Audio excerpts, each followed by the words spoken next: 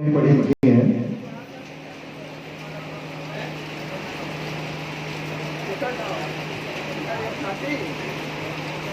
सबसे महत्वपूर्ण है सिंगारिका।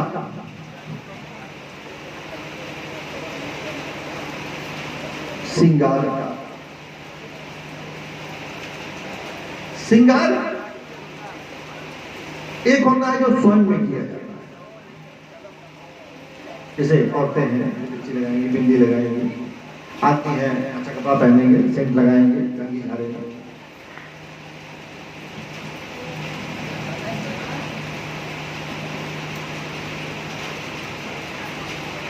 लेकिन जब जिस व्यक्ति में परमात्मा प्राप्ति के लिए प्रेम उत्पन्न होता है तो उसका जो काव्य विषय जो प्रधान होता है, तो उस काव्य विषय का जो श्रृंगार होता है वो मानवीय प्रेम से उत्पन्न भावना का रूप प्रकट करता है।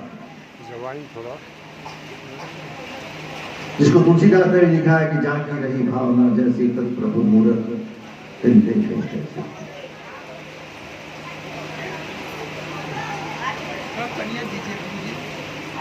वो अपने प्रेमिका पे या अपने प्रेमी के लिए स्वयं रंग भरता है, और वो रंग कहीं दुनिया के नहीं होते, वो स्वयं उसके अंदर जो काव्य विषय प्रधान प्रकट उत्पत्त हुई है, वो रंग उसके भाव के होते हैं, और भाव का कोई शब्द नहीं होता।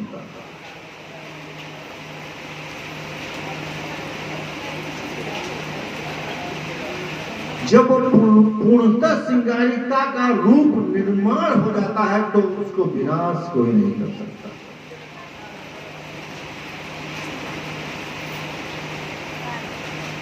विकास जी, मेरा भी प्रवचन समझ में आ रहा है? कुछ बीए किए हैं कि नहीं किए हैं? बीए तो किए होंगे, बंदूक रख के किए सराफत से।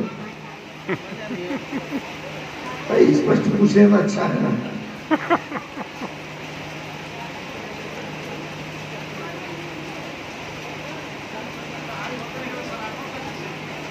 नहीं, यूपी के हैं, बिहार के नहीं है, पता मत कीजिए।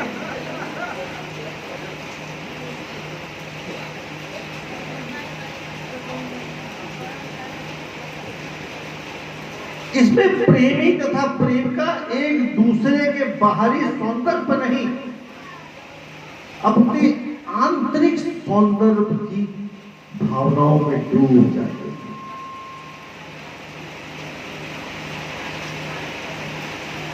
जो आंतरिक सौंदर्य भावनाएं उत्पन्न होगी उसके द्वारा श्रृंगार किया वो श्रृंगार दुनिया की कोई ताकत नहीं उसको मिटा सके। जैसे कालिदास कह रहा है कि वहां तो बहुत सी सुंदर सुंदर यशिनियां होंगी, कहा कि नहीं, उससे खूबसूरत कोई नहीं, बराबरी कभी कर ही नहीं सकते। क्या गजब बात कर रहे हो।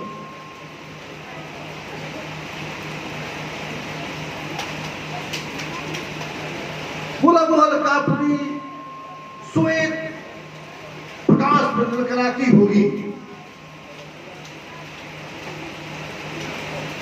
वो अलकापुरी का प्रकाश नहीं, मेरी यक्षिणी का प्रकाश होगा।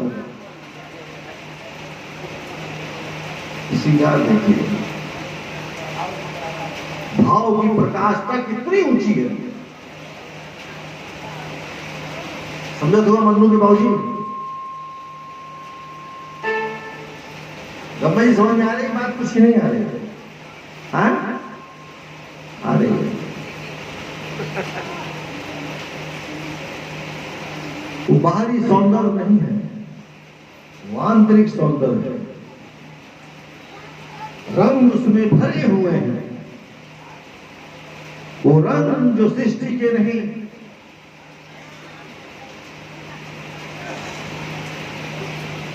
अपने प्रेम को कोमल सिद्ध पदावली में प्रकट करते हैं।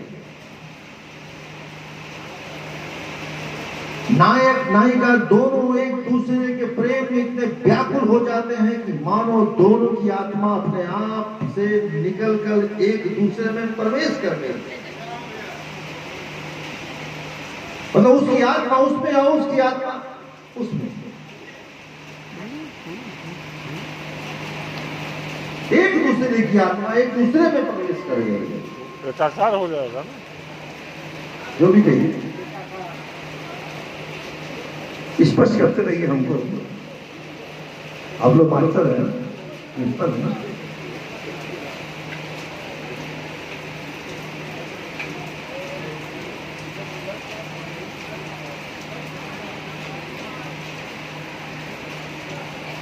वियोग की अवस्था में दोनों को अत्यंत कष्ट होता है।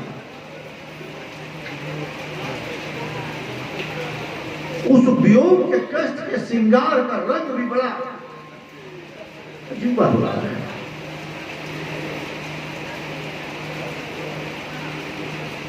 वाह कालिदास, सच सच बताना, वो करवट में कि छुई सोई थी या तुम सोए थे। वल्कापुरी में निकलता प्रकाश वल्कापुरी का या दक्षिणी का था या तुम्हारा था। सच बताना कालिदास, हिंदुमती की मृत्यु शोक में यक्ष रोया था कि तुम रोए थे।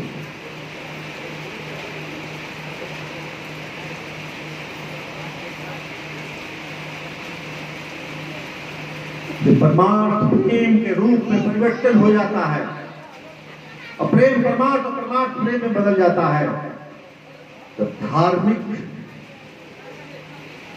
भाव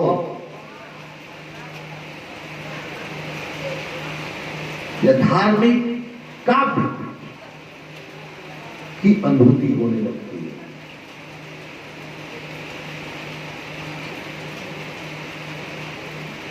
यह एक किसी उपासक देव को लेकर के नहीं,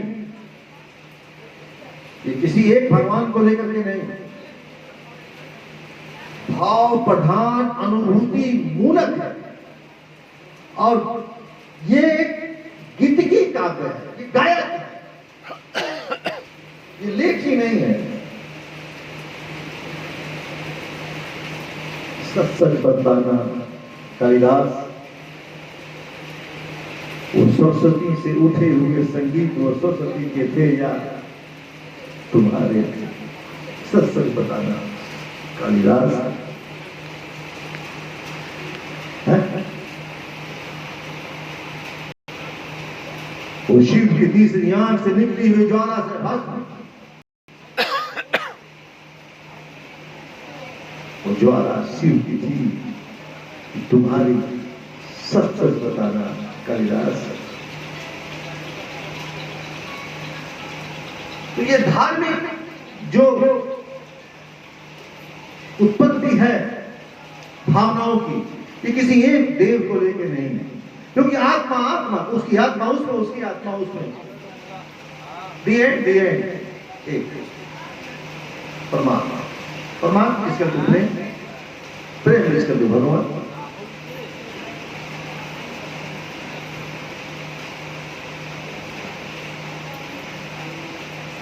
तब कहीं जाके भाव प्रधान, धार्मिक भाव प्रधान की अनुभूति होती है। यूं ही धार्मिक बन के घूमने से नहीं होती। जैसे ये हमारे दुर्गा जी के बहुत बड़े धार्मिक आदमी हैं, हमारे रंजन जी, हनुमान जी के मंदिर में पता छाता जूता चप्पल क्या बात के धार्मिक आदमी है नहीं। ये हमारे मंगल जी गुरुद्वारे में तबला पीठ के बहुत बड़े धार्मिक आदमी हैं नहीं।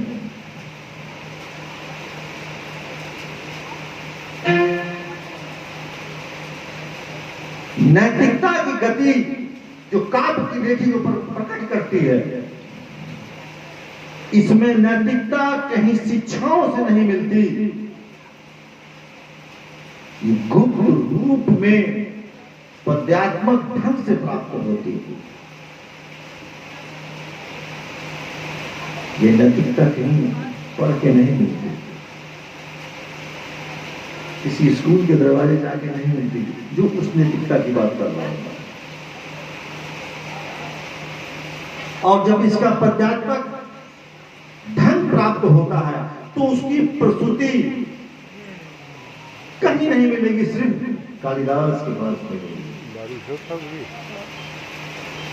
और उसकी प्रस्तुति कोई नहीं समझ सकता, सिर्फ कालिदास समझ सकता है।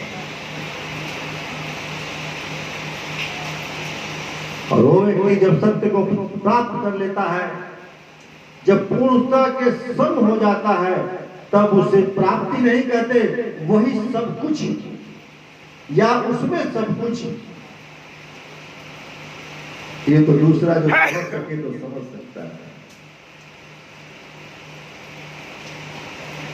तो जो समझो आजाद हो।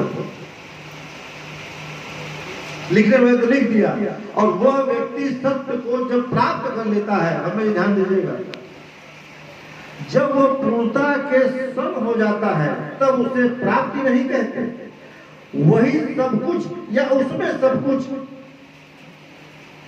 या तो दूसरा जो समझना है समझ।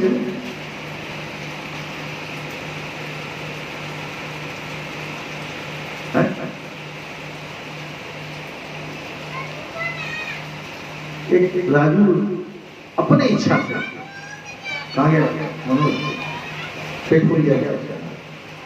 राजू अपनी इच्छा से एक बड़ा सुंदर है तो वो गाना है, लेकिन वो एक कविता है, पोएट है।